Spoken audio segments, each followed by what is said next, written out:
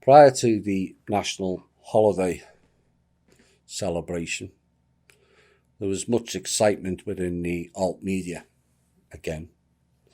Trump adding tanks and other military flyovers was a signal something big was about to take place, particularly in the Q movement.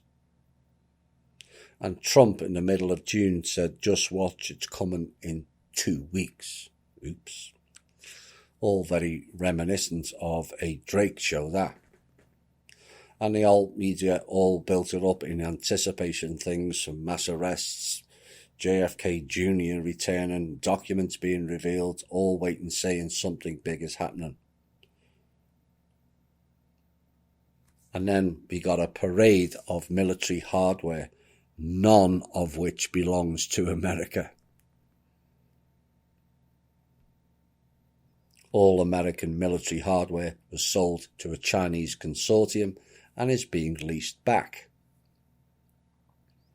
Now, I know this deflated quite a few of our members, but perhaps you all understand now why we pulled back a bit.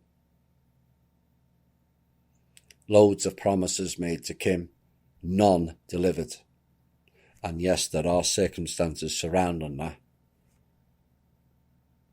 But as far as I'm concerned, as the saying goes, where there's a will, there's a way. Their will is currently proven not strong enough. I'll have more on that particular piece later.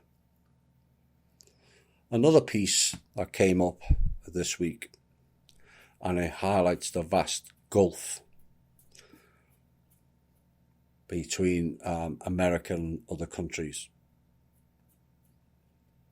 Did you know that China has 19,000 miles of high-speed railway with trains that go up to 200 miles an hour? 19,000 miles of rail with trains that go 200 miles an hour. How is it that they can do all that, and yet the so-called richest nation on the planet barely has a bus service, never mind the high-speed rails, in many of our towns and cities? Yet again, it shows how this country lags behind many others of the so-called leading nations.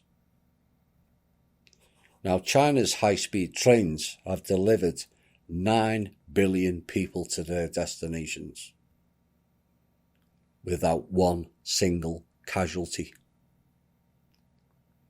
By comparison, America loses around 500 people a year to train-related deaths. It's probably likely that many of these casualties were at antiquated rail crossing barriers that seem to work about the same level as politicians, which is about roughly 138, 140 days a year, which is roughly 24 weeks of the year.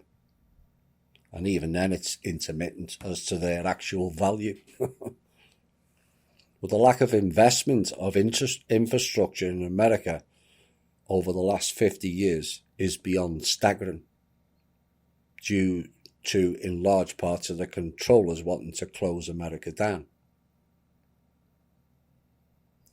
Now, back in the 1930s, despite the Depression, which they created, America's GDP was a little over $1 trillion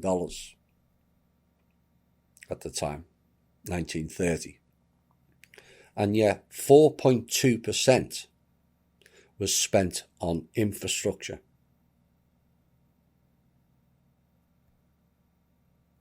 As of 2016, with an 18.62 trillion budget, only 1.5% goes on infrastructure. And then we look at the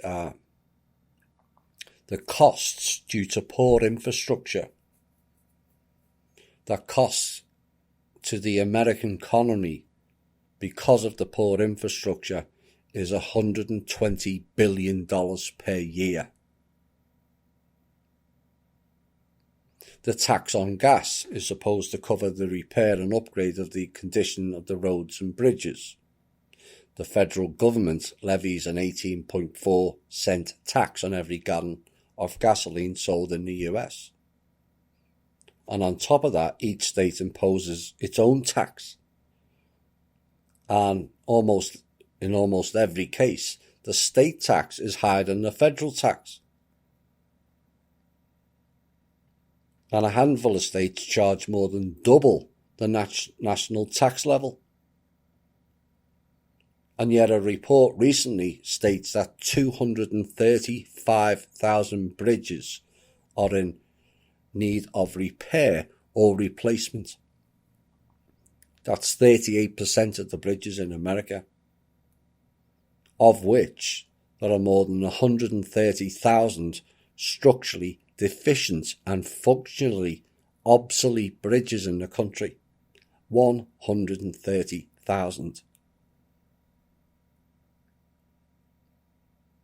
We have the funds to change the whole American landscape, and yet we wait for those who think they're in charge to act on it.